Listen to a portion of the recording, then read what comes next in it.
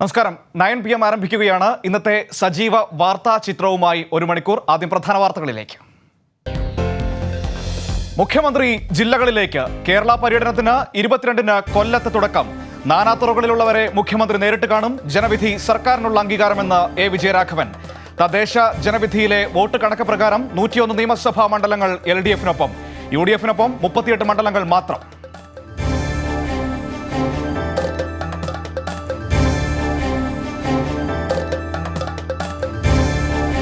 പാർട്ടിക്കുള്ളിലെ നീക്കങ്ങളിൽ വിലപിച്ച് Mullappally.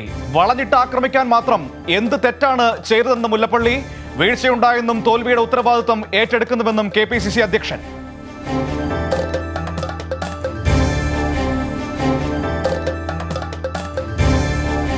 V Muraleedharan വിളിച്ചു ചേർത്ത യോഗത്തിൽ നിന്ന് വിട്ടുനിന്ന് കൗൺസിലർമാർ. തിരുവനന്തപുരം കോർപ്പറേഷനിലെ 35 BJP കൗൺസിലർമാരിൽ പങ്കെടുത്തത് 12 പേർ മാത്രം.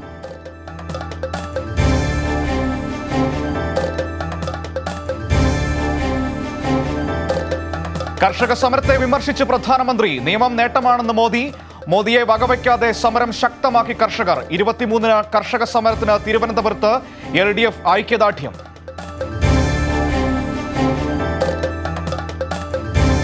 കൊച്ചിയിലെ മാളിൽ യുവനടിയെ അപമാനിക്കാൻ ശ്രമിച്ചവരെ തിരിച്ചറിഞ്ഞു. നടിയെ യുവാക്കൾ പിന്തുടരുന്നതും കടന്നാക്രമിക്കുന്നതും CCTV ദൃശ്യങ്ങളിൽ വ്യക്തമെന്ന് പോലീസ്. വനിതാ കമ്മീഷൻ സ്വമേധയാ കേസെടുത്തു. സംസ്ഥാനത്ത് ഇന്ന് 5456 പേർക്ക് കോവിഡ്. 23 മരണം സ്ഥിരീകരിച്ചു. 4701 പേർക്ക് രോഗമുക്തി.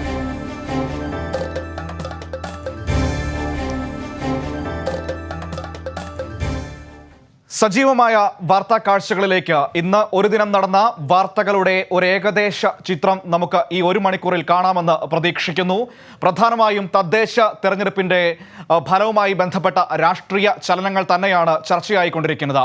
ഇന്ന് പ്രധാനമായും വന്ന ഒരു വാർത്തയുണ്ട്. അതായത് ഈ തദ്ദേശ തെരഞ്ഞെടുപ്പിലെ വിവിധ തദ്ദേശ സ്ഥാപനങ്ങളിലെയും ജില്ലാ പഞ്ചായത്തുകളിലെയും ബ്ലോക്ക് പഞ്ചായത്തുകളിലെയും ഒക്കെ റിസൾട്ടിന്റെ അടിസ്ഥാനത്തിൽ നിയമസഭാ മണ്ഡലങ്ങളിലേക്ക് ഒന്ന് കൺവേർട്ട് ചെയ്ത് നോക്കുകയാണെങ്കിൽ LDF ഏകദേശം 101 നിയമസഭാ മണ്ഡലങ്ങളിൽ ഇപ്പോൾ ഭൂരിപക്ഷം നേടിയിരിക്കുന്നു എന്ന കണക്കുകളാണ് വരുന്നത്.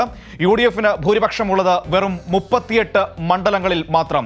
NDA ഒരു സീറ്റിൽ നിൽക്കുന്നു. അതായത് ഈ സർക്കാർ അധികാരമേറ്റ് 4.5 വർഷം പിന്നിടുമ്പോൾ സർക്കാരിന് തുടക്കത്തിലുണ്ടായിരുന്നതിനേക്കാൾ കൂടുതൽ മണ്ഡലങ്ങളിൽ സീറ്റുകളിൽ ഇപ്പോൾ മേൽക്കൈ ലഭിച്ചിരിക്കുന്നു എന്ന വാർത്ത തന്നെയാണ് വരുന്നത്. ഇത് വളരെ പ്രധാനപ്പെട്ട ഒരു രാഷ്ട്രീയ നേട്ടം കൂടിയായിട്ട് വേണം കാണാൻ. കാരണം സാധാരണ ഒരു സർക്കാർ അതിൻ്റെ അവസാന വട്ടത്തിലേക്ക് വരുമ്പോൾ അല്ലെങ്കിൽ അവസാന കാലത്തിലേക്ക് വരുമ്പോൾ ഭരണവിരുദ്ധ വികാരമടക്കമുള്ള കാര്യങ്ങൾ വളരെ വലിയ തോതിൽ ചർച്ച ചെയ്യപ്പെടുന്നതൊക്കെ നമ്മൾ കാണാറുള്ളതാണ്. പക്ഷേ ഈ സർക്കാരിൻ്റെ അവസാന ടൈമിലേക്ക് എത്തുമ്പോൾ ആ ഭരണവിരുദ്ധ വികാരം ഇല്ല എന്ന് മാത്രമല്ല, തുടക്കത്തിലേക്കാൾ കൂടുതൽ സീറ്റുകളിൽ ലീഡ് ചെയ്യാനും ഈ തദ്ദേശ ഫലത്തിൻ്റെ അടിസ്ഥാനത്തിൽ കണക്കുകൾ പറയുന്നു. ആദ്യം നമുക്ക് ആ വാർത്ത കണ്ടതിന് ശേഷം തിരികെ വരാം.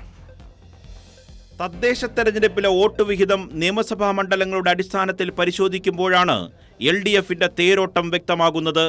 101 നിയമസഭാ മണ്ഡലങ്ങളിലാണ് ഇടതുമുന്നണിക്ക് ഭൂരിപക്ഷം. കഴിഞ്ഞ നിയമസഭാ തെരഞ്ഞെടുപ്പിലെ LDF ഭൂരിപക്ഷമായ 91-ൽ നിന്ന് 101-ലേക്കുള്ള വൻ കുതിച്ചുകയറ്റമാണ് തദ്ദേശ തെരഞ്ഞെടുപ്പിന്റെ കണക്കുകൾ. എന്നാൽ UDF സ്വാധീനം കുത്തനെ ഇടിഞ്ഞു. വെറും 38 മണ്ഡലങ്ങളിൽ മാത്രമായി UDF ഒതുങ്ങി.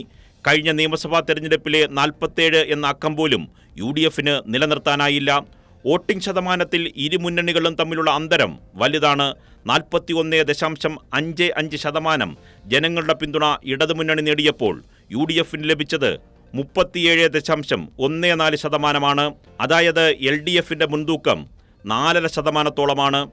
ഇടതുപക്ഷം UDF-നെ മറികടക്കുന്നത് 10 ലക്ഷം വോട്ടർമാരുടെ അധിക പിന്തുണയോടെയാണ്. UDF-നൊപ്പം വലിയ നഷ്ടം NDA മുന്നണിക്കും സംഭവിച്ചു. കേവലം 14.52%-ലേക്ക് BJP മുന്നണി ഒതുങ്ങി. ഒരു സീറ്റിൽ നിന്ന് 1 ഇഞ്ച് പോലും മുന്നോട്ടു പോകാൻ BJPക്കായില്ല.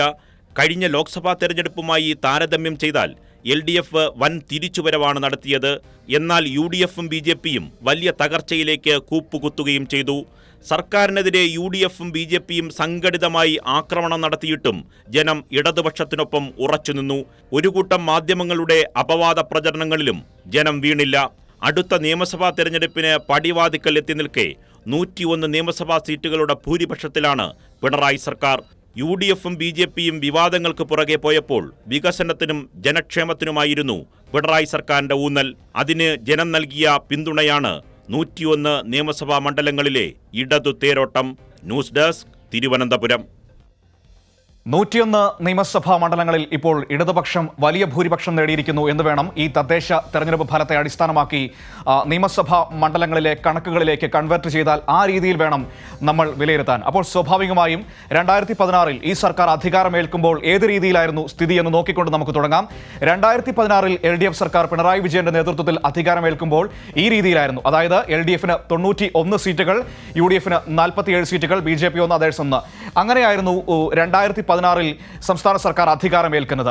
ഇനി ഈ 2016-ലെ ഈ കണക്കുകളിൽ നിന്ന് 4.5 വർഷം കഴിഞ്ഞ് പിണറായി വിജയൻ സർക്കാർ മുന്നോട്ട് വരുമ്പോൾ ഇതിൽ നിന്ന് ഒരു സീറ്റ് പോലും കുറയുന്നില്ല എന്നത് മാത്രമല്ല, ഈ സീറ്റുകളുടെ കൂടെ 10 സീറ്റുകളുടെ ലീഡ് കൂടി ലഭിച്ചിരിക്കുന്നു എന്നതാണ് നമുക്ക് പറഞ്ഞു വെക്കേണ്ടത്.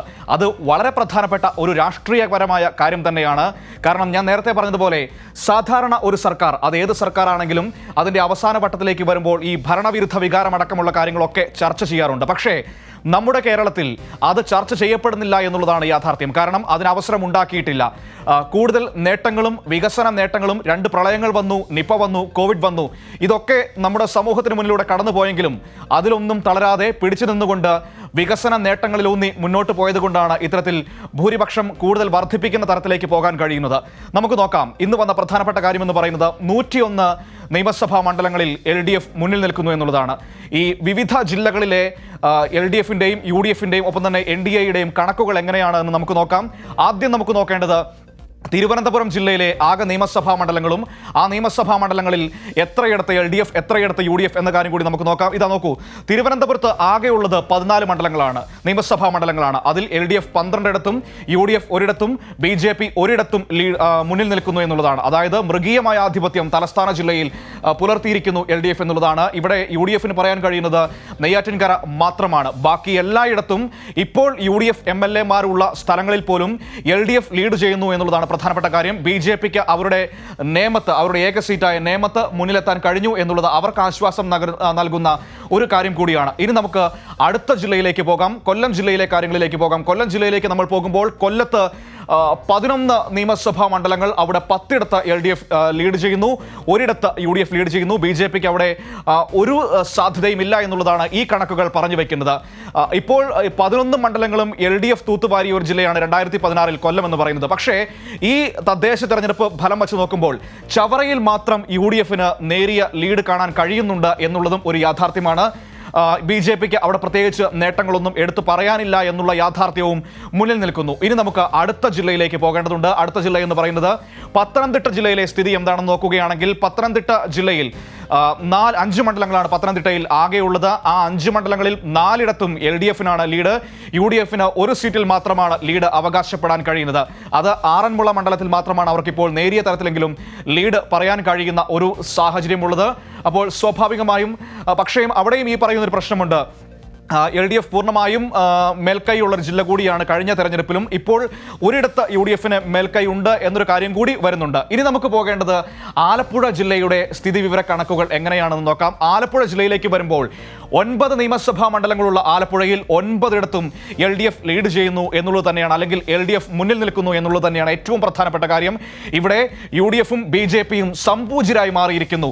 എടുത്തു പറയാൻ യാതൊരുവിധ നേട്ടവും ഈ തദ്ദേശ തെരഞ്ഞെടുപ്പ് ഫലം വച്ച് നോക്കുമ്പോൾ അവിടെ അവകാശപ്പെടാൻ കഴിയുന്നില്ല എന്നുള്ളൊരു യാഥാർത്ഥ്യമാണ് ഇപ്പോൾ ഈ കണക്കുകളിൽ നിന്ന് നമുക്ക് മനസ്സിലാക്കാൻ കഴിയുന്നത്. അതായത് 9 സീറ്റുകളിൽ LDF ലീഡ് ചെയ്യുകയാണ്. ആലപ്പുഴ ജില്ലയിലെ 9 നിയമസഭാ മണ്ഡലങ്ങളിലും LDF-ന്റെ മൃഗീയമായ ആധിപത്യം നമുക്ക് കാണാൻ വേണ്ടി കഴിയുന്നു. ഇനി നമുക്ക് 5ാമത്തെ ജില്ലയിലേക്ക് പോകാം. 5ാമത്തെ ജില്ലയിൽ എത്തുമ്പോൾ കോട്ടയത്തേക്ക് വരുമ്പോൾ, കോട്ടയം വളരെ പ്രധാനപ്പെട്ട ഒരു കണക്കാണ് കോട്ടയം നമുക്ക് നൽകുന്നത്.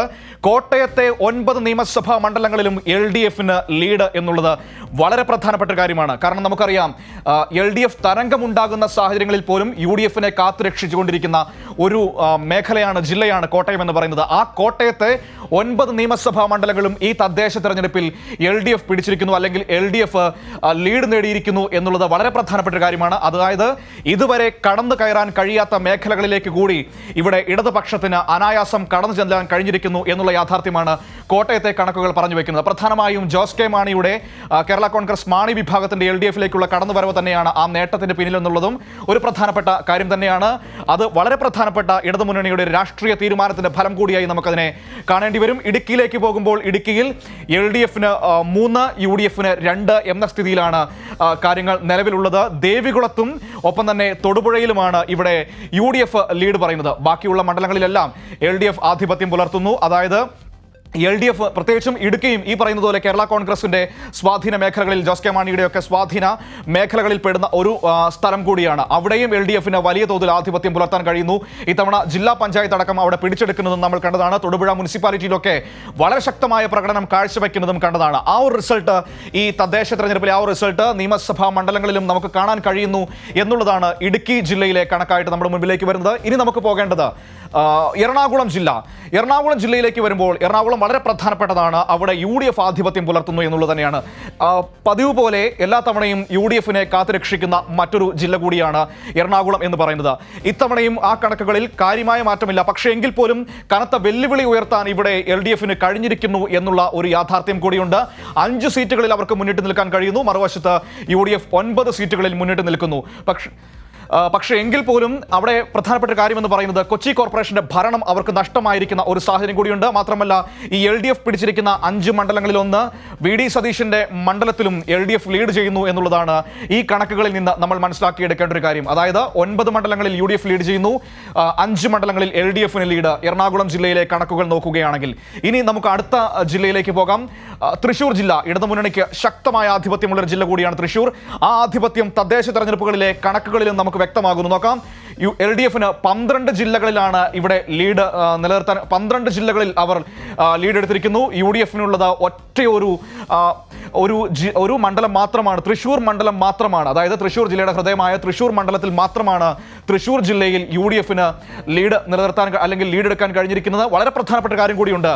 ലൈഫ് മിഷൻ വിഷയത്തിലൂടെ ശ്രദ്ധാകേന്ദ്രമായ വടക്കാഞ്ചേരിയിലടക്കം LDF ലീഡ് ചെയ്യുന്നു എന്നുള്ള കാര്യം കൂടിയുണ്ട്. അനിൽ അക്കരയുടെ മണ്ഡലം കൂടിയാണ് ഈ വടക്കാഞ്ചേരി എന്ന് പറയുന്നത്. അവിടെയും LDF ഈ തദ്ദേശ തെരഞ്ഞെടുപ്പിൽ വലിയ ലീഡ് നേടിയിരിക്കുന്നു. വടക്കാഞ്ചേരി നഗരസഭയടക്കം പിടിച്ചെടുത്തുകൊണ്ടുള്ള ആ ഒരു ആധിപത്യത്തിന്റെ കണക്ക് ഈ നിയമസഭാ മണ്ഡലങ്ങളുടെ കണക്കുകളിലും നമുക്ക് കാണാൻ കഴിയും എന്നുള്ളതാണ് യാഥാർത്ഥ്യമായിട്ട് നമ്മുടെ മുൻപിലേക്ക് വരുന്നത്. വളരെ പ്രധാനപ്പെട്ട അടുത്ത ജില്ലയിലേക്ക് നമുക്ക് പോകാം. പാലക്കാട് ജില്ലയിലേക്ക് പോകുമ്പോൾ പാലക്കാടും ഈ പറയുന്നത് പോലെ ഇടതുപക്ഷത്തിന് വളരെ ആധിപത്യമുള്ള ഒരു ജില്ല കൂടി. പാലക്കാട് LDF 11 സീറ്റുകളിൽ ലീഡ് ചെയ്യുന്നു. 12 നിയമസഭാ മണ്ഡലങ്ങളുള്ള അവിടെ 11 സീറ്റുകളിൽ LDFനാണ് ലീഡ്.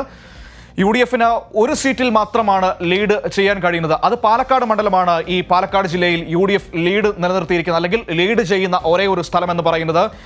BJPക്ക് അവിടെ പ്രത്യേകിച്ച് സാധ്യതകളൊന്നുമില്ല. പാലക്കാട് നഗരസഭ അവർ പിടിച്ചെങ്കിൽ പോലും, അവർ ഭരണം നിലനിർത്തിയെങ്കിൽ പോലും, പക്ഷേ മൊത്തത്തിലുള്ള ഫലം എടുത്ത് നോക്കുകയാണെങ്കിൽ, തെരഞ്ഞെടുപ്പ് ഫലം, തദ്ദേശ റിസൾട്ട് നോക്കുകയാണെങ്കിൽ, നിയമസഭാ മണ്ഡലങ്ങളിലേക്ക് നോക്കുമ്പോൾ അതിൽ BJPക്ക് യാതൊരുവിധ സാധ്യതയും കാണുന്നില്ല എന്നാണ് ഈ തെരഞ്ഞെടുപ്പ് ഫലം നമ്മളോട് പറയുന്നത്. LDFന് 11, UDF 1, BJP 0 എന്നതാണ് പാലക്കാട്ടെ കണക്ക് നമ്മുടെ മുൻപിലേക്ക് വരുന്നത്. ഇനി പോകേണ്ടത് വളരെ പ്രധാനപ്പെട്ട മറ്റൊരു ജില്ലയിലേക്ക്. ആ ജില്ല എന്ന് പറയുമ്പോൾ മലപ്പുറമാണ്. UDFന്റെ ഏറ്റവും പ്രധാനപ്പെട്ട കോട്ട. എന്നും അവരുടെ പൊന്നാപുരം കോട്ടയായി വിശേഷിപ്പിക്കപ്പെടുന്ന സ്ഥലം. ഇത്തവണയും അതിന് മാറ്റം ഉണ്ടായിട്ടില്ല എന്ന് തന്നെ വേണം കരുതാൻ. കാരണം 13 സീറ്റുകളിൽ അവർ ലീഡ് ചെയ്യുകയാണ്. മലപ്പുറത്ത് 13 സീറ്റുകളിൽ ലീഡ് ചെയ്യുന്നു. LDFന് 3 സീറ്റുകളിൽ മാത്രമാണ് മലപ്പുറം ജില്ലയിൽ ലീഡുള്ളത്. BJP ആ പ്രദേശങ്ങളിൽ എങ്ങുമില്ല എന്നുള്ളതും ഈ കണക്കുകൾ നമ്മളോട് പറഞ്ഞു വയ്ക്കുന്നു. ഏതായാലും വളരെ പ്രധാനപ്പെട്ട ഒരു മേഖല, അതായത് UDFന് സമ്പൂർണ്ണ ആധിപത്യം അല്ലെങ്കിൽ വളരെയധികം ആധിപത്യം കേരളത്തിൽ ഇപ്പോൾ പറയാൻ കഴിയുന്ന ഒരേ ഒരു ജില്ല, അത് വേണമെങ്കിൽ മലപ്പുറമായിട്ട് നമുക്ക് പറയാൻ കഴിയും. ആ മലപ്പുറം UDF നിലനിർത്തുന്നത് മുസ്ലിം ലീഗിന്റെ കരുത്തിലാണ്. സ്വാഭാവികമായും UDFിൽ മുസ്ലിം ലീഗിന്റെ ഒരു അപ്രമാദിത്വം സ്വാഭാവികമായും ഉണ്ടാകും എന്നതും യാഥാർത്ഥ്യമാണ്. മറുഭാഗങ്ങളിൽ നിന്ന് വരുന്ന ആരോപണങ്ങൾ പോലെ ലീഗിന്റെ തീരുമാനങ്ങൾക്ക് മുൻപിൽ കോൺഗ്രസിന് വഴങ്ങേണ്ടി വരുമെന്ന ആരോപണത്തിന് ഇനിയും ശക്തി പകരുന്ന ഒരു തെരഞ്ഞെടുപ്പ് ഫലം കൂടിയാണ് ഈ മലപ്പുറം നൽകുന്നത്. അതുകൊണ്ട് തന്നെ UDFിൽ മുസ്ലിം ലീഗിന്റെ ഒരു ആധിപത്യം നമുക്ക് വരുന്ന നാളുകളിൽ വീണ്ടും ആവർത്തിക്കുന്നത് കാണാൻ കഴിയും. കഴിയും. കോഴിക്കോട് ജില്ലയിലേക്ക് വരുമ്പോൾ LDFന്റെ പ്രധാനപ്പെട്ട കോട്ടകളിലൊന്ന് കോഴിക്കോട് അവർ ആധിപത്യം നിലനിർത്തുന്നു എന്നുള്ളത് തന്നെയാണ് യാഥാർത്ഥ്യം. 11 സീറ്റുകളിൽ LDF കോഴിക്കോട് ജില്ലയിൽ ലീഡ് ചെയ്യുന്നു.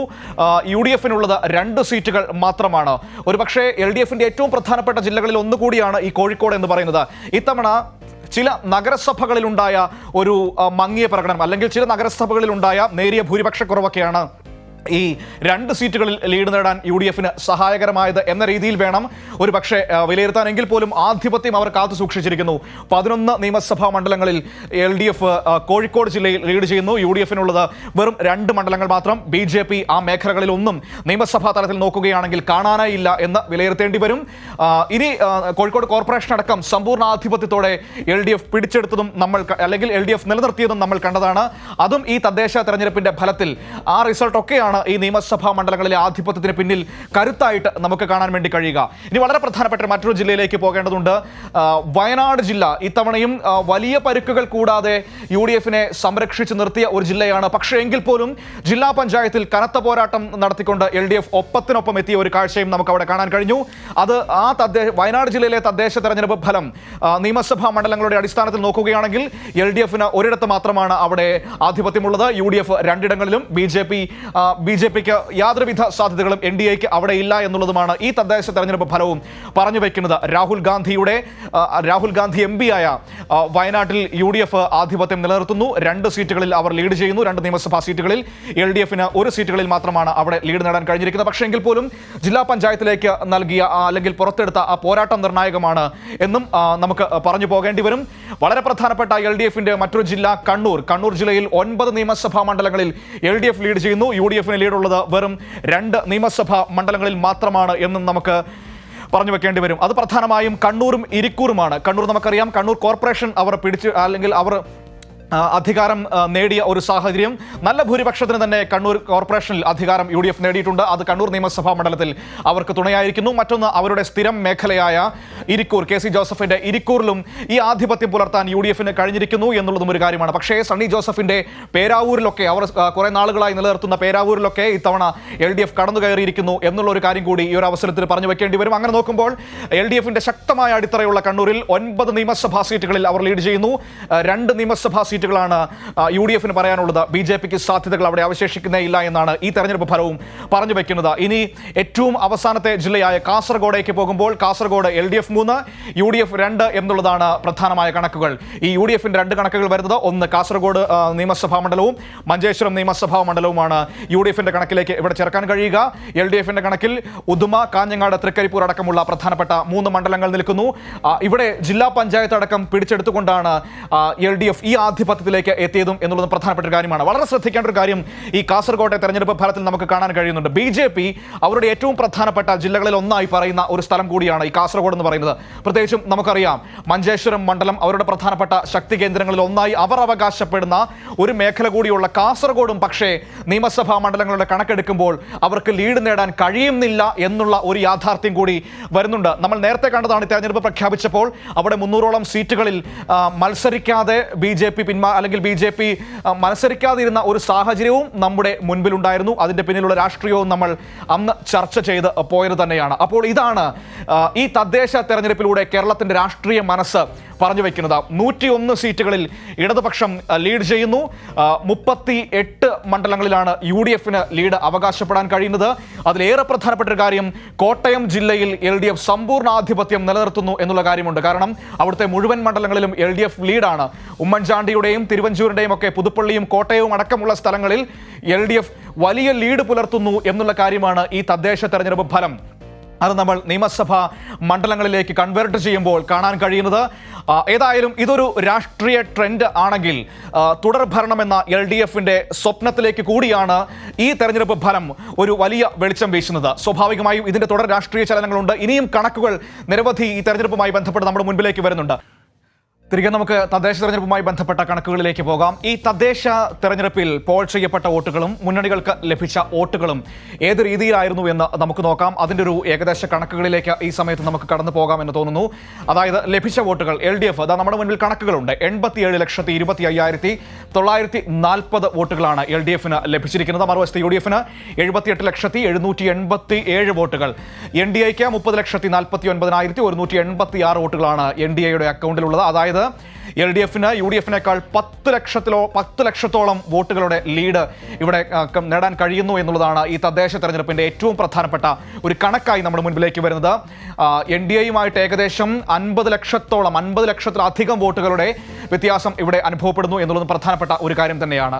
ഇനി ഈ കണക്കുകൾ കാണുമ്പോൾ തന്നെ വോട്ട് ഷെയർ ഏത് രീതിയിലായിരുന്നു, വോട്ടിംഗ് ശതമാനം ഏത് രീതിയിലായിരുന്നു എന്നുകൂടി നമുക്ക് പറഞ്ഞു പോകേണ്ടതുണ്ട്. തദ്ദേശ തെരഞ്ഞെടുപ്പിന്റെ വോട്ടിംഗ് ശതമാനത്തെക്കുറിച്ച് നമ്മൾ നോക്കുകയാണെങ്കിൽ LDF-ന്റെയും UDF-ന്റെയും NDA-യുടെയും വോട്ടിംഗ് ശതമാനം നമുക്ക് നോക്കാം. അത് ഏത് രീതിയിലായിരുന്നു ഈ തെരഞ്ഞെടുപ്പിൽ അനുഭവപ്പെട്ടത് എന്നുള്ള കണക്കിലേക്കാണ് ഇനി നമുക്ക് പോകേണ്ടത്. അത് നോക്കാം.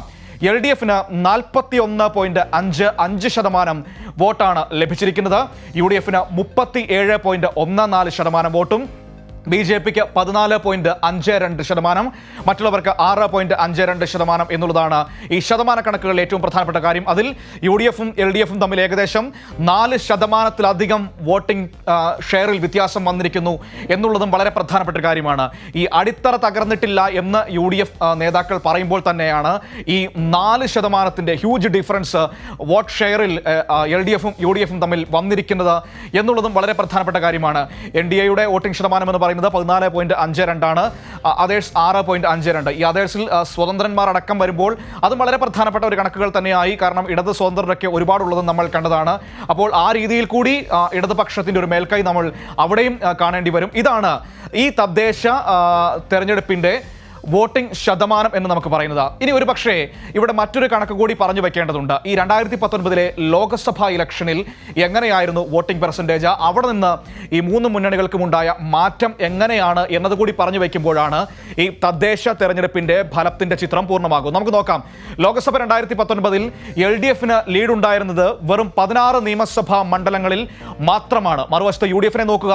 123 നിയമസഭാ മണ്ഡലങ്ങളിൽ 2019 ലോക്സഭാ ഇലക്ഷന്റെ സമയത്ത് അവർക്ക് ലീഡ് ഉണ്ടായിരുന്നു. NDA-ക്ക് ഒരിടത്ത് മാത്രമേ ഉണ്ടായിരുന്നുള്ളൂ.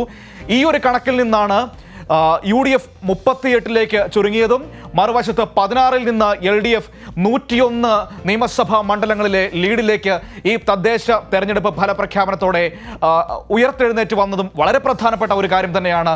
ഈ സർക്കാരിൻ്റെ അവസാന കാലഘട്ടത്തിൽ ഒരു പക്ഷേ തുടർഭരണമെന്ന LDF-ന്റെ സ്വപ്നത്തിന് വലിയ പ്രതീക്ഷ പകരുന്നതാണ് തദ്ദേശ തെരഞ്ഞെടുപ്പ് ഫലത്തിലെ വിവിധ നിയമസഭാ മണ്ഡലങ്ങളിലെ ഈ കണക്കുകൾ പറഞ്ഞു വയ്ക്കുന്നത്. ഏതായാലും അത്തരത്തിലുള്ള നടപടികൾ അല്ലെങ്കിൽ ഈ തുടർഭരണം എന്ന ലക്ഷ്യമിട്ടുകൊണ്ടുള്ള നടപടിക്രമങ്ങളും LDF-ന്റെ ഭാഗത്തുനിന്ന് ഉണ്ടായി എന്നതും നമ്മൾ കാണേണ്ടതാണ്. പ്രത്യേകിച്ചും ഇതുമായി ബന്ധപ്പെട്ട് പറയേണ്ട ഒരു കാര്യം, മുഖ്യമന്ത്രി കേരള പര്യടനത്തിന് ഒരുങ്ങുന്നു എന്നുള്ളതാണ് ഏറ്റവും പ്രധാനപ്പെട്ട കാര്യം. ഇന്ന് LDF-ന് ശേഷം കൺവീനർ A. വിജയരാഘവൻ ഇതുമായി ബന്ധപ്പെട്ട കാര്യങ്ങൾ പറഞ്ഞു വയ്ക്കുകയും ചെയ്തു. നമ്മൾ തുടർഭരണം എന്ന ആ ഒരു കാര്യം പറഞ്ഞു പോകുമ്പോഴാണ് അത് ലക്ഷ്യമിട്ടുകൊണ്ട് സമൂഹത്തിൻ്റെ നാനാ തുറകളിലുള്ളവരുടെ അഭിപ്രായം തേടിക്കൊണ്ട് വരും കാലത്ത് കേരളം ഏത് രീതിയിൽ നമുക്ക് മുന്നോട്ട് പോകണം എന്ന ആശയ സ്വീകരണത്തിനായി മുഖ്യമന്ത്രി അത്തരത്തിലൊരു നടപടിയിലേക്ക് പോകുന്നതും പ്രധാനപ്പെട്ട ഒരു കാര്യം തന്നെയാണ്. അതെന്ന് LDF കൺവീനർ A. വിജയരാഘവൻ പറയുകയുമുണ്ടായി. A. വിജയരാഘവന്റെ വാക്കുകളിലേക്ക്. പ്രതിപക്ഷ മുന്നണി ആലോചിച്ച് സംസ്ഥാന മുഖ്യമന്ത്രി സഖാവ് പിണറായി വിജയൻ സംസ്ഥാനത്തെ എല്ലാ ജില്ലകളും സന്ദർശിച്ചു സമൂഹത്തിൻ്റെ നാനാതുറയിലുള്ള ആളുകളുമായി ആശയവിനിമയം നടത്തി. നമ്മുടെ സംസ്ഥാനത്തെ വിഭവ വിനിമയത്തെക്കുറിച്ച്, സംസ്ഥാനത്തിൻ്റെ വികസന പരിപ്രേക്ഷ്യവുമായി ബന്ധപ്പെടുത്തി സംസ്ഥാനത്തിൻ്റെ നാനാ തലങ്ങളിലുമുള്ള പൊതുമുന്നേറ്റത്തിന് സഹായകരമായ ഒരാശയവിനിമയം കേരളീയ പൊതുസമൂഹത്തിലെ കൂടുതൽ അനുഭവ സമ്പത്തുള്ള, നല്ല പരിജ്ഞാനമുള്ള ആളുകളുമായി ആശയവിനിമയം നടത്തിക്കൊണ്ട് ഭാവി കേരളത്തെ സംബന്ധിച്ച് ഇടതുപക്ഷ ജനാധിപത്യ മുന്നണിയുടെ കാഴ്ചപ്പാട് രൂപീകരിക്കുക എന്ന ലക്ഷ്യത്തോടു കൂടിയുള്ള ഒരു സന്ദർശനമാണ് സംസ്ഥാനത്തെ എല്ലാ ജില്ലകളിലും മുഖ്യമന്ത്രി നടത്തുന്നത്. ഇനി വളരെ പ്രധാനപ്പെട്ട മറ്റൊരു കാര്യത്തിലേക്ക് പോകേണ്ടതുണ്ട്. അതായത് ഈ തദ്ദേശ തെരഞ്ഞെടുപ്പ് ഫലം വന്നപ്പോൾ നമ്മൾ കണ്ടൊരു പ്രധാനപ്പെട്ട കാര്യമുണ്ടായിരുന്നു. ഈ ഇലക്ഷൻ കമ്മീഷന്റെ സൈറ്റിലെ ട്രെൻഡ് എന്ന സൈറ്റിലാണ് ഇലക്ഷൻ കമ്മീഷൻ തദ്ദേശ തെരഞ്ഞെടുപ്പ് ഫലം അപ്ഡേറ്റ് ചെയ്തുകൊണ്ടിരുന്നത്. ആ സൈറ്റിലുണ്ടായ ചില സോഫ്റ്റ്വെയർ പ്രശ്നങ്ങൾ മൂലം അതായത് ഈ സ്വതന്ത്രന്മാരും തുല്യത വന്ന സ്ഥലങ്ങളുമൊക്കെ UDFന്റെ അക്കൗണ്ടിലേക്ക് പോകുന്നു എന്നൊരു പ്രശ്നമുണ്ടായിരുന്നു. അതിൻ്റെ അടിസ്ഥാനത്തിലാണ് ആദ്യഘട്ടത്തിൽ UDFന് നഗരസഭകളിൽ ആധിപത്യം നേടാൻ കഴിഞ്ഞു എന്നൊരു കാര്യം നമ്മുടെ മുൻപിലേക്ക് വരുന്നത്. പക്ഷേ ഇപ്പോൾ ഇലക്ഷൻ കമ്മീഷന്റെ സൈറ്റിലെ ആ പ്രശ്നങ്ങളൊക്കെ പരിഹരിക്കപ്പെട്ട് കഴിഞ്ഞിരിക്കുകയാണ്. പ്രശ്നങ്ങൾ പരിഹരിക്കപ്പെട്ട് കഴിഞ്ഞപ്പോൾ മറ്റൊരു പ്രധാനപ്പെട്ട സംഭവമാണ് വന്നിരിക്കുന്നത്. അതായത് ഈ നഗരസഭകളിലെയും UDFന്റെ ആധിപത്യം ഇല്ലാതാകുന്ന ഒരു കാഴ്ചയാണ് ഈ പ്രശ്നങ്ങൾ പരിഹരിക്കപ്പോൾ കാണാൻ കഴിഞ്ഞത്. ഇടതുപക്ഷത്തിന് സമ്പൂർണ്ണ ആധിപത്യം ഇവിടെ നമുക്ക് കാണാൻ കഴിയുന്നു. ഈ പ്രശ്നങ്ങൾ പരിഹരിക്കപ്പെട്ട് കണക്കുകൾ യാഥാർത്ഥ്യമായപ്പോൾ ഇടതുപക്ഷത്തിന്റെ സമ്പൂർണ്ണ ആധിപത്യമാണ് തദ്ദേശ തെരഞ്ഞെടുപ്പിന്റെ എല്ലാ മേഖലകളിലും, അതായത് പഞ്ചായത്തിലും നഗരസഭകളിലും ബ്ലോക്കുകളിലും ഒപ്പം തന്നെ ജില്ലാ പഞ്ചായത്തുകളിലും ഒക്കെ ആ രീതിയിൽ കാണാൻ കഴിയുന്നു. ഇടതുപക്ഷത്തിന്റെ സമ്പൂർണ്ണാധിപത്യം. മറ്റൊന്ന് 551 പഞ്ചായത്തുകളിലും ഇടത് ഭരണം എന്നുള്ളതാണ് പ്രധാനപ്പെട്ട ഒരു കാര്യം. അതായത് ആദ്യ ദിവസങ്ങൾ നമ്മൾ കണ്ടത് ഏകദേശം 514 ആയിരുന്നു. ഇപ്പോൾ അത് 551 പഞ്ചായത്തുകളിൽ ഇടത് ഭരണം എന്ന രീതിയിലേക്ക് കാര്യങ്ങൾ പോകുന്നു. അപ്പോൾ UDFന്റെ അക്കൗണ്ടിലുള്ളത് 315 പഞ്ചായത്തുകൾ മാത്രമാണ്. കഴിഞ്ഞ തവണത്തേക്കാൾ പഞ്ചായത്തിന്റെ എണ്ണം UDFന് ഇത്തവണ കുറഞ്ഞിരിക്കുന്നു എന്നുള്ളതാണ് ഈ കണക്കുകൾ അപ്ഡേറ്റ് ചെയ്തു വരുമ്പോൾ വരുന്ന ഏറ്റവും പ്രധാനപ്പെട്ട കാര്യം. കഴിഞ്ഞ ദിവസം പ്രതിപക്ഷ നേതാക്കൾ വാർത്താ സമ്മേളനത്തിൽ പറയുന്നത് കഴിഞ്ഞ തവണത്തേക്കാൾ കൂടുതൽ പഞ്ചായത്തുകളിൽ അധികാരം പിടിക്കാൻ കഴിഞ്ഞു എന്നതാണ്. പക്ഷേ അതല്ല സ്ഥിതിഗതികൾ എന്നുള്ളതാണ് മനസ്സിലാക്കേണ്ടത്. നഗരസഭകളിലും ഇടത് ആധിപത്യം എന്ന രീതിയിലേക്ക് കാര്യങ്ങൾ പോകുന്നു.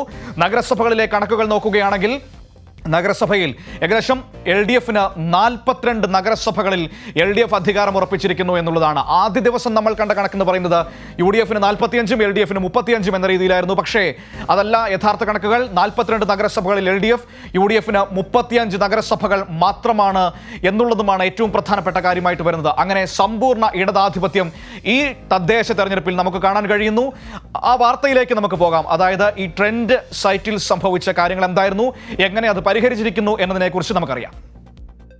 സംസ്ഥാന തെരഞ്ഞെടുപ്പ് കമ്മീഷൻ തെരഞ്ഞെടുപ്പ് ഫലം പ്രഖ്യാപിച്ച ട്രെൻഡ് വെബ്സൈറ്റിന്റെ തലക്കെട്ട് മുന്നണികൾക്ക് കിട്ടിയ തദ്ദേശ സ്ഥാപനങ്ങൾ എന്നത് നീക്കി മുന്നണികൾ വിജയിച്ച വാർഡുകളുടെ എണ്ണം എന്നാക്കിയാണ് പുതിയ കണക്കുകൾ ചേർത്തത്. പുതുക്കിയ കണക്ക് പ്രകാരം തെരഞ്ഞെടുപ്പ് നടന്ന 86 മുനിസിപ്പാലിറ്റികളിൽ 42ലും ഭരണം LDFനാണ്. 36 UDFും 2 NDAയും ഭരിക്കും.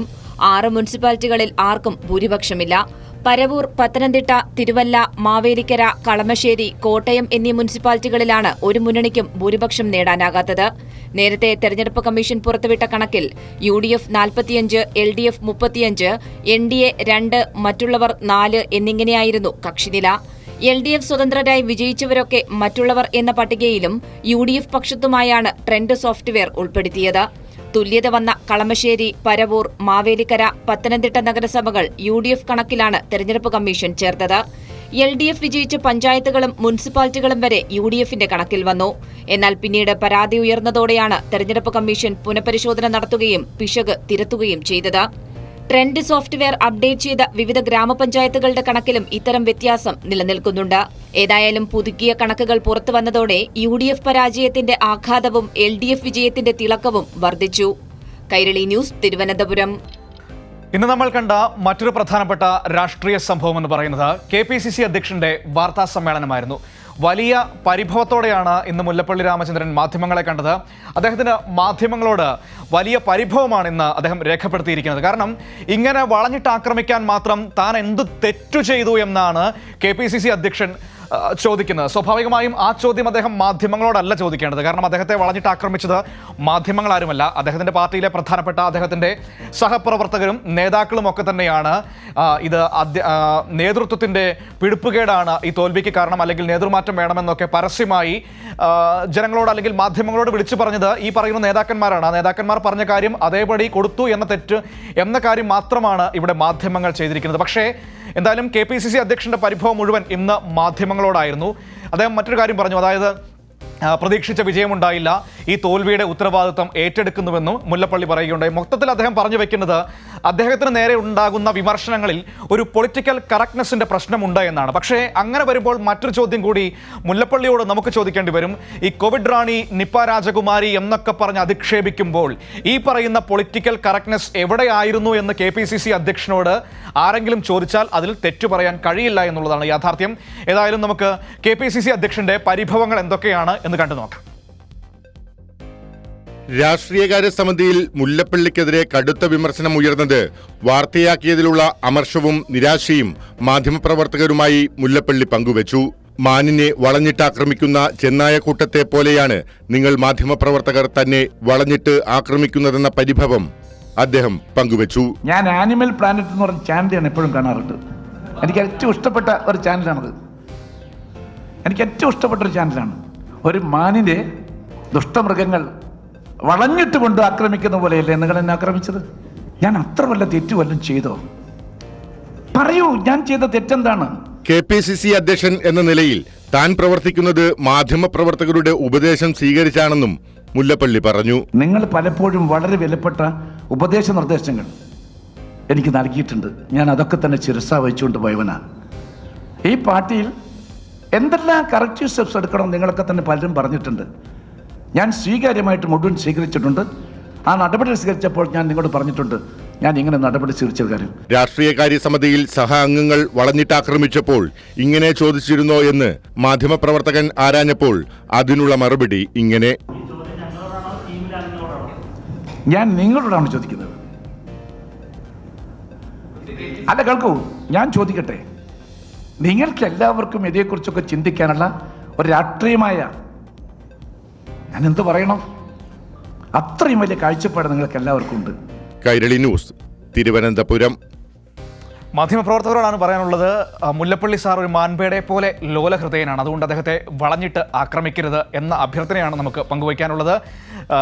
അതുതന്നെയാണ് അനിമൽ പ്ലാനറ്റിൻ്റെ ഒക്കെ കാര്യം പറഞ്ഞുകൊണ്ട് മുല്ലപ്പള്ളി സാറും പറയുന്നത് ആ കാര്യങ്ങൾ തന്നെയാണ്. പക്ഷേ സ്വന്തം പാർട്ടിയിലെ ആൾക്കാരെക്കുറിച്ച് ചോദിക്കുമ്പോൾ അദ്ദേഹത്തിന് മറുപടി ഇല്ല എന്നുള്ളതും ഒരു യാഥാർത്ഥ്യം തന്നെയാണ്.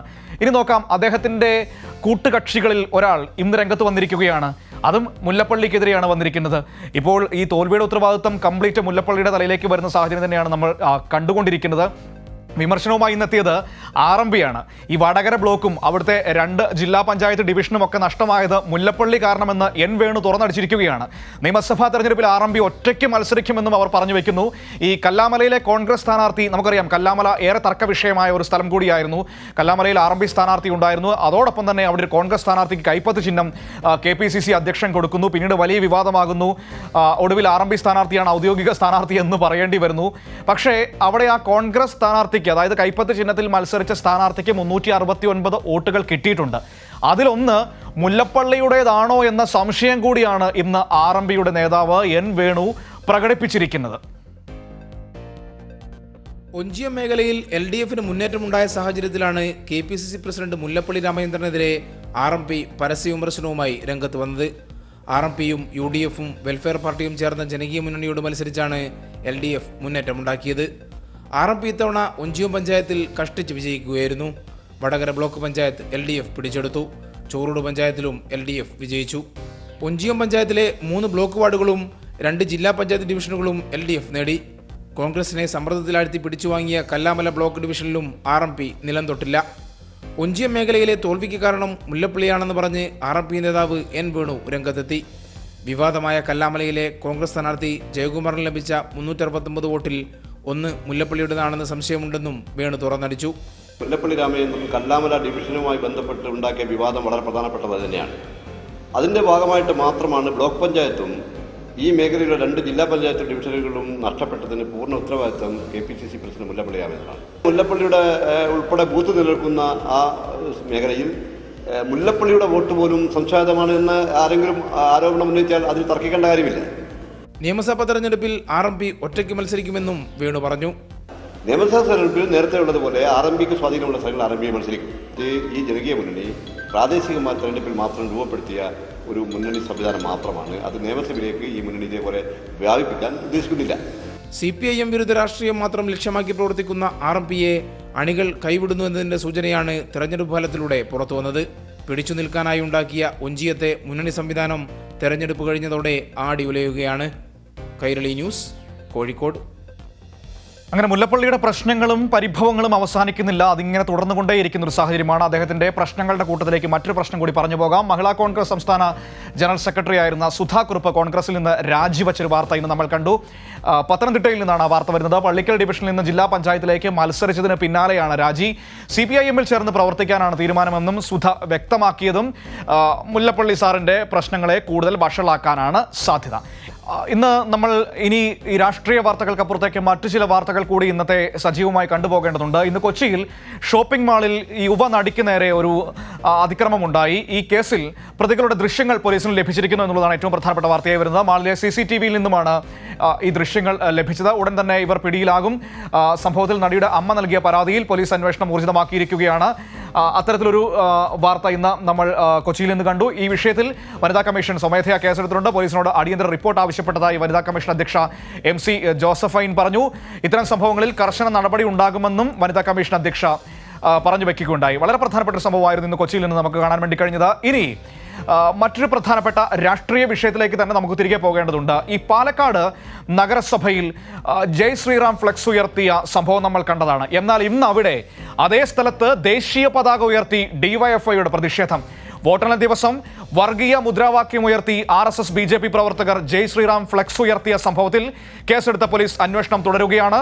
BJP സ്ഥാനാർത്ഥികളും കൗണ്ടിംഗ് ഏജന്റുമാരുമാണ് ഫ്ലെക്സ് ഉയർത്തിയതെന്ന് പാലക്കാട് SP പറഞ്ഞു. അതേ സ്ഥലത്താണ് ഇന്ന് DYFIയുടെ പ്രവർത്തകർ ദേശീയ പതാക ഉയർത്തി പ്രതിഷേധിച്ചിരിക്കുന്നത്. വളരെ പ്രധാനപ്പെട്ട ഒരു കാര്യമായിരുന്നു അത്. ഇനി നമുക്ക് ദില്ലിയിലെ കാർഷിക നിയമങ്ങളിലേക്ക് പോകേണ്ടതുണ്ട്. കാർഷിക നിയമങ്ങളെ പിന്തുണച്ച് പ്രധാനമന്ത്രി നരേന്ദ്രമോദി വീണ്ടും രംഗത്ത് വന്നൊരു കാഴ്ചയാണ് ഇന്ന് ദില്ലിയിൽ നിന്നും പ്രധാനപ്പെട്ട ദേശീയ വാർത്തയായി നമ്മുടെ മുൻപിലേക്ക് വരുന്നത്. ഈ നിയമങ്ങൾ കാലഘട്ടത്തിന്റെ ആവശ്യമാണെന്നും പ്രതിപക്ഷം കർഷകരെ ഭീഷണിപ്പെടുത്തി സമരത്തിന് ഇറക്കുന്നുവെന്നുമായിരുന്നു പ്രധാനമന്ത്രി വിമർശിച്ചിരിക്കുന്നത്. അതേസമയം മോദിക്ക് മറുപടിയുമായി കിസാൻ സഭ രംഗത്തെത്തി. പ്രധാനമന്ത്രി കർഷകരെ തെറ്റിദ്ധരിപ്പിക്കുന്നുവെന്നും പറയുന്നതൊക്കെ കള്ളമെന്നും കിസാൻ സഭ നേതാക്കൾ വിമർശിച്ചു. ഈ സമരത്തിന്റെ തുടക്കം മുതൽ അതിന്റെ മുൻപന്തിയിൽ നിൽക്കുന്നവരാണ് കിസാൻ സഭ. അവരുടെ ഭാഗത്തു നിന്നാണ് അത്തരത്തിൽ പ്രധാനമന്ത്രിക്ക് മറുപടി വരികയും ചെയ്തിരിക്കുന്നത്. ഇതൊക്കെ പ്രധാനമന്ത്രി പറയുന്ന കാര്യമൊക്കെ യാഥാർത്ഥ്യമാണെങ്കിൽ എന്തുകൊണ്ട് കർഷകരെ പറഞ്ഞ് ബോധ്യപ്പെടുത്താൻ കേന്ദ്ര സർക്കാരിന് കഴിയുന്നില്ല എന്നുള്ള ചോദ്യം വളരെ കാലമായി കേന്ദ്രത്തിന് മുൻപിലേക്ക് ഈ നാടിന്റെ പൊതുസമൂഹം ഉയർത്തുന്നുണ്ട്. പക്ഷേ അതിന് മറുപടി പറയാൻ വാക്കുകൾ കിട്ടുന്നില്ല എന്നതാണ് യാഥാർത്ഥ്യം. ഇനി ദേശീയ തലത്തിലേക്ക് പോവുകയാണെങ്കിൽ ഹാത്രസ് കേസിൽ CBI കുറ്റപത്രം സമർപ്പിച്ചു. പെൺകുട്ടിയെ ബലാത്സംഗത്തിന് ഇരയാക്കി കൊലപ്പെടുത്തിയെന്നാണ് കുറ്റപത്രം പറയുന്നത്. CBI കുറ്റപത്രം സമർപ്പിച്ചത് 3 മാസങ്ങൾക്ക് ശേഷം കഴിഞ്ഞ സെപ്റ്റംബർ 14-നാണ് രാജ്യത്തെ നടുക്കിയ സംഭവം അരങ്ങേറിയത്. പ്രതികളെ അനുകൂലിക്കുന്ന നിലപാടായിരുന്നു യോഗി സർക്കാരും സുപ്രീം കോടതിയിൽ അടക്കം സ്വീകരിച്ചത്. രാജ്യം ഒന്നടങ്കം ചർച്ച ചെയ്ത വിഷയം. 90 ദിവസങ്ങൾക്ക് ശേഷം കുറ്റപത്രം സമർപ്പിച്ചാൽ എന്താണ് സംഭവിക്കുന്നത് എന്ന് നമുക്കൊക്കെ അറിയാവുന്ന ഒരു കാര്യം കൂടിയാണ്. ഇന്നത്തെ കോവിഡ് കണക്കുകളെ കുറിച്ച് കൂടി നമുക്ക് പറഞ്ഞു പോകേണ്ടതുണ്ട്. സംസ്ഥാനത്ത് ഇന്ന് കോവിഡ് സ്ഥിരീകരിച്ചത് 5456 പേർക്കാണ്. 4701 പേർക്ക് ഇന്ന് രോഗമുക്തി ഉണ്ടായി. 23 കോവിഡ് മരണങ്ങൾ ഇന്ന് സ്ഥിരീകരിച്ച ഒരു സാഹചര്യം കൂടിയുണ്ട്. ഏകദേശം 54,000-ഓളം സാമ്പിളുകൾ, 54,000-ലധികം സാമ്പിളുകൾ ഇന്ന് പരിശോധിച്ചു. ടെസ്റ്റ് പോസിറ്റിവിറ്റി റേറ്റ്, അതായത് 100 പേരെ പരിശോധിക്കുമ്പോൾ എത്ര പേർക്ക് രോഗം ബാധിക്കുന്നു എന്ന കണക്ക് ഇന്ന് 10.2% കൂടിയാണ്. വളരെ പ്രധാനപ്പെട്ട ഒരു വാർത്ത അതുതന്നെയാണ്. ഇനി നമുക്ക് പോകേണ്ടത് കേന്ദ്ര സർക്കാരും മമതാ ബാനർജിയും തമ്മിലുള്ള തർക്കം അതിങ്ങനെ രൂക്ഷമാകുന്നതിനിടെ കൂടുതൽ MLA-മാർ തൃണമൂൽ വിടുന്നു എന്നൊരു വാർത്ത നമ്മൾ കാണുന്നു. സിൽഭദ്ര ദത്ത പാർട്ടി പ്രാഥമിക അംഗത്വത്തിൽ നിന്ന് രാജിവെച്ചു. 2 ദിവസത്തിനിടെ രാജിവെക്കുന്ന 4ാമത്തെ MLA-ആണ് സിൽഭദ്ര. ബംഗാൾ ചീഫ് സെക്രട്ടറിയെയും DGP-യെയും ആഭ്യന്തര മന്ത്രാലയം വീണ്ടും ദില്ലിയിലേക്ക് വിളിപ്പിച്ചിട്ടുണ്ട്. എന്നാൽ ഉദ്യോഗസ്ഥരെ ദില്ലിയിലേക്ക് അയക്കില്ലെന്നും വേണമെങ്കിൽ വീഡിയോ കോൺഫറൻസ് നടത്താമെന്നുമാണ് മമതാ ബാനർജിയുടെ നിലപാട്. മമതയെ പിന്തുണച്ച് അരവിന്ദ് കെജ്രിവാളും രംഗത്തെത്തിയ ഒരു സാഹചര്യം നമ്മൾ അവിടെ കാണുകയും ചെയ്തു. ഇനി കേരളത്തിൽ നിന്നുള്ള മറ്റൊരു പ്രധാനപ്പെട്ട വാർത്ത, ഈ ഗുരുവായൂർ ദേവസ്വത്തിന്റെ മുഖ്യമന്ത്രിയുടെ ദുരിതാശ്വാസ നിധിയിലേക്കുള്ള സംഭാവനയുമായി ബന്ധപ്പെട്ട് ഹൈക്കോടതിയിൽ നിന്ന് വന്ന വാർത്തയാണ്. മുഖ്യമന്ത്രിയുടെ ദുരിതാശ്വാസ നിധിയിലേക്ക് പണം നൽകാനാവില്ലെന്ന് ഹൈക്കോടതി പറഞ്ഞിരിക്കുന്നു ഈ ദേവസ്വം ബോർഡിന്. ഹൈക്കോടതിയുടെ ഫുൾ ബെഞ്ചാണ് പറഞ്ഞിരിക്കുന്നത്. പ്രളയ ദുരിതാശ്വാസം സംബന്ധിച്ച് ഗുരുവായൂർ ദേവസ്വത്തിന് സംഭാവന നൽകാമോ എന്ന വിഷയത്തിൽ ഹൈക്കോടതിയിലെ 2 ഡിവിഷൻ ബെഞ്ചുകൾ വ്യത്യസ്ത വിധികൾ പുറപ്പെടുവിച്ചിട്ടുള്ള സാഹചര്യത്തിലാണ് നിയമപ്രശ്നം ഫുൾ ബെഞ്ചിന്റെ പരിഗണനയ്ക്ക് വന്നതും അതിൽ അവരൊരു തീർപ്പ് കൽപ്പിച്ചിരിക്കുന്നതും. 2018-ലെ പ്രളയകാലത്ത് ദേവസ്വം മുഖ്യമന്ത്രിയുടെ ദുരിതാശ്വാസ നിധിയിലേക്ക് സംഭാവന നൽകിയത് നേരത്തെ ഡിവിഷൻ ബെഞ്ച് ശരിവച്ചിരുന്നു. എന്നാൽ കോവിഡ് ബാധയുടെ പശ്ചാത്തലത്തിൽ ദേവസ്വം മുഖ്യമന്ത്രിയുടെ ദുരിതാശ്വാസ നിധിയിലേക്ക് സംഭാവന നൽകിയത് ചോദ്യം ചെയ്ത കേരള ക്ഷേത്ര സംവരണ സമിതിയും മറ്റും സമർപ്പിച്ച ഹർജികളിലാണ് ഇന്നിപ്പോൾ ഈ വിഷയത്തിൽ ഒരു തീർപ്പായി ഫുൾ ബെഞ്ചിന്റെ ഉത്തരവ് വന്നിരിക്കുന്നത്. ഇതാണ് ഇന്നിപ്പോൾ ഹൈക്കോടതിയിൽ നിന്ന് വന്ന പ്രധാനപ്പെട്ട വാർത്ത. ജസ്റ്റിസുമാരായ ഹരിപ്രസാദ് അടക്കമുള്ളവരാണ് ഈ വിഷയത്തിൽ ഇടപെട്ടിരിക്കുന്നത്. ഇനി മറ്റൊരു പ്രധാനപ്പെട്ട വാർത്ത ഒരു വികസന വാർത്തയാണ്. ഉദ്ഘാടനത്തിനൊരുങ്ങി ആലപ്പുഴ ബൈപ്പാസ്.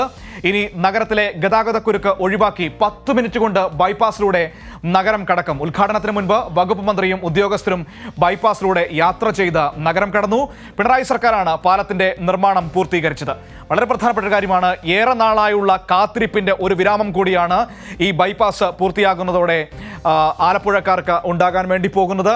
അതൊരു വലിയ പ്രധാനപ്പെട്ട വാർത്തയായി ആലപ്പുഴയുടെ വികസന നേട്ടങ്ങളിൽ ചേർക്കപ്പെടുകയും ചെയ്യും. ഇന്നത്തെ വാർത്താ ദിവസത്തിന്റെ ഒരു ഏകദേശ രൂപം ഈ 1 മണിക്കൂറിൽ പ്രേക്ഷകരിലേക്ക് എത്തിക്കാൻ കഴിഞ്ഞുവെന്ന് പ്രതീക്ഷിക്കുന്നു. ഒരുപാട് രാഷ്ട്രീയ സംഭവ വികാസങ്ങളും കണക്കുകളും ഒക്കെ വന്നതുകൊണ്ട് കൂടുതൽ സമയം അതിലേക്ക് നമുക്ക് ചെലവഴിക്കേണ്ടി വന്നു. എങ്കിൽ പോലും ഇന്നത്തെ പ്രധാനപ്പെട്ട വാർത്തകളായി നമ്മുടെ മുൻപിൽ വന്നത് ഈ കണക്കുകളും രാഷ്ട്രീയ പ്രതികരണങ്ങളും ഒക്കെ തന്നെയായിരുന്നു. ഏതായാലും ഇന്നത്തെ 9 PM ന്യൂസ് ഇവിടെ പൂർണ്ണമാവുകയാണ്. കൂടുതൽ വിശദാംശങ്ങളും സജീവമായ വാർത്താ ചിത്രങ്ങളുമായി നാളെ വീണ്ടും കാണാം. അതുവരേക്കും നമസ്കാരം, ഗുഡ് നൈറ്റ്.